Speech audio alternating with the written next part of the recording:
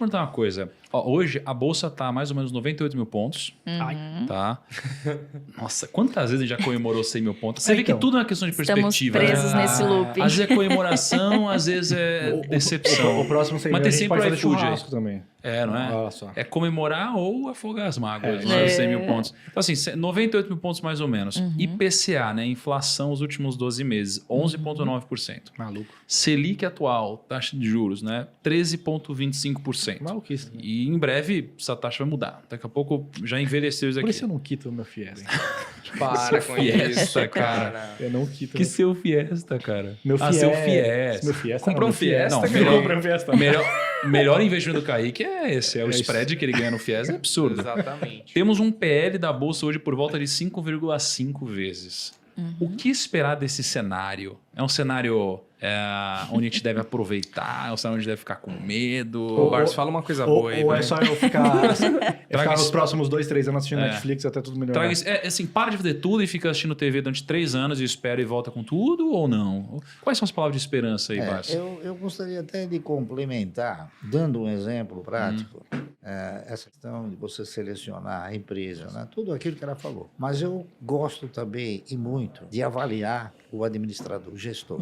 Vou te dar um exemplo. A IRB custava R$40, pagava um ótimo dividendo, só que num instante em que colocaram um mau gestor, a empresa foi vinagre. Então, você ter a certeza que você tem um bom gestor é muito importante, correto? E isso é uma coisa que eu privilegio bastante. Avaliar o gestor para ver se ele tem condições, capacidade, certo?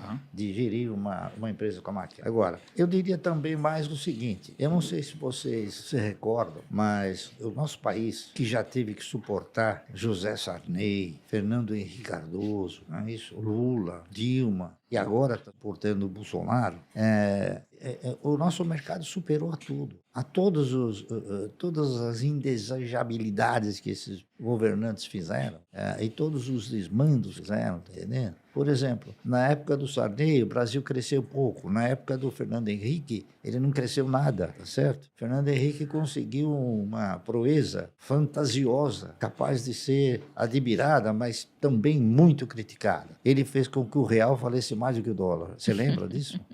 Lembro assim, né? Lembro de ler, né? Não, mas o dólar, o real valia mais do que o dólar. Então, nessa época, eu lembro que era a época mais gostosa para ir para Disney, né? Porque você ia lá e se endividar no cartão de crédito era um investimento, né, cara?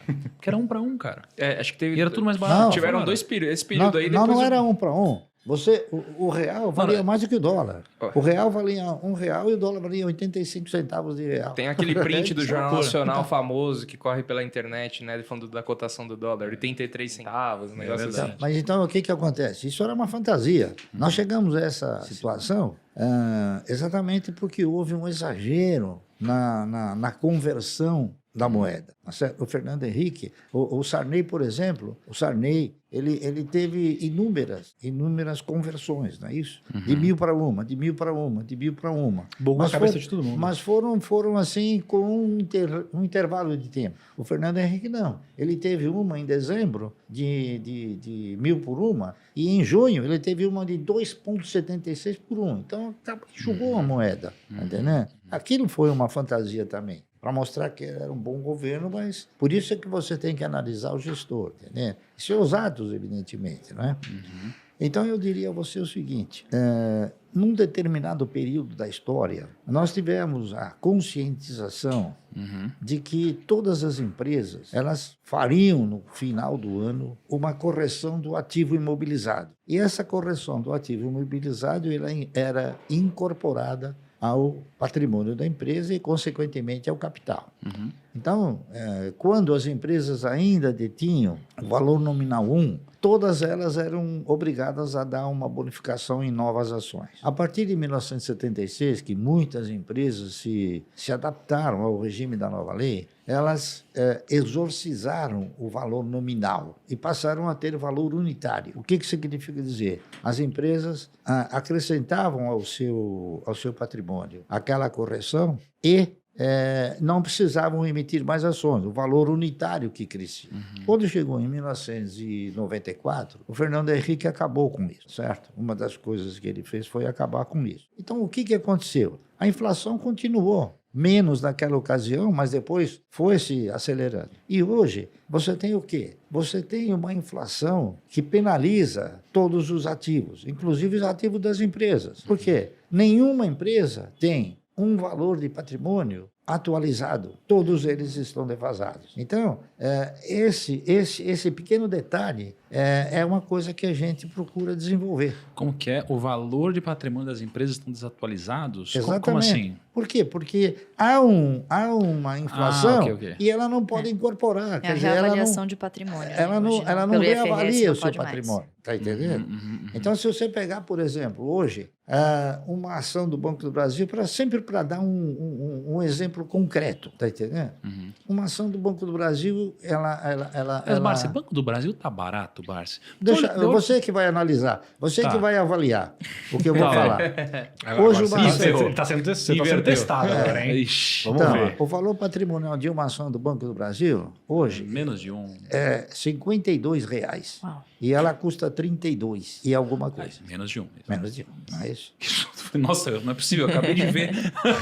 Exatamente. Tá. Então, isso já por si só faz com que você fale, não, poxa, eu estou comprando um ativo, tá certo? Um ativo que vale 1 por 50 centavos. Então, isso por si só Exato. já te oferece uma certa perspectiva de risco. Quer dizer, você fala, pô, comprar isso aí não tem, ou tem pouco risco, entendeu? Ou nenhum, entende? Porque, na realidade, eu interpreto o seguinte, a definição universal de mercado de valores é que mercado de valores é um mercado de risco, tá entendendo?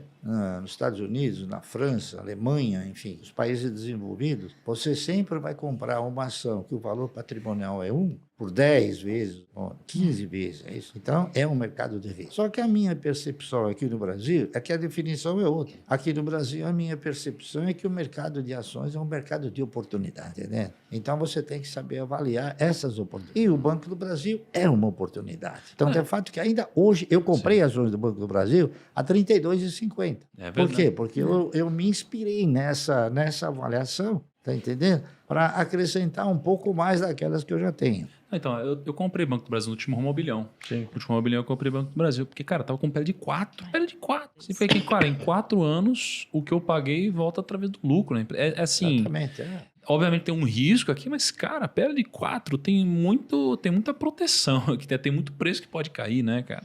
E, o assim, ROI melhorou muito, né? De 13 para 17. Isso, então, exato. Eu exato, senti- 17, e é um dos maiores dos bancos, inclusive, 17. Top 10 do Olha, mundo. O Banco do Brasil é o banco que maior dividendo paga. Olha aí. Tá Caraca. entendendo? Eu fiz recentemente um trabalho fazendo um comparativo. Banco do Brasil, Banco Itaú, Banco Bradesco, Banco Santander. O melhor pagador de dividendos é o Banco do Brasil. O segundo melhor pagador é o Santander. Por quê? Aí a pergunta. Por quê? Porque são empresas que elas não aumentaram demais a sua base, como aconteceu com o Itaú. Certo? O Itaú deu há pouco tempo atrás 50% de bonificação. O Bradesco dá todo ano, dá 10%. Então, a base acionária dele cresceu tanto que o lucro precisa ser rateado entre a base acionária. Então, se você tem uma base acionária desse tamanho, a distribuição, o que é? É pequena. Caraca, faz todo E o Banco do sentido. Brasil, não. O Banco do Brasil ele ficou com aquela mesma base acionária. Free float Então, abaixo. na razão direta que o lucro cresce, o rateio, ele aumenta. Vamos parar de falar do Banco do Brasil, por favor, para parar de vir gente. Não quero ficar dividindo fatia, não. Não, eu só dei como exemplo Sim. para você concretizar também Sim. o seu. Não, é brincadeira, ele tá o brincando. seu- Tô brincando. O Caio não sabe o que fala, Barsi. parem de comprar. Ele não sabe o que fala, Barsi. Os seus ouvintes aí, para que eles tenham o quê? Porque eles tenham uma noção daquilo que a gente faz.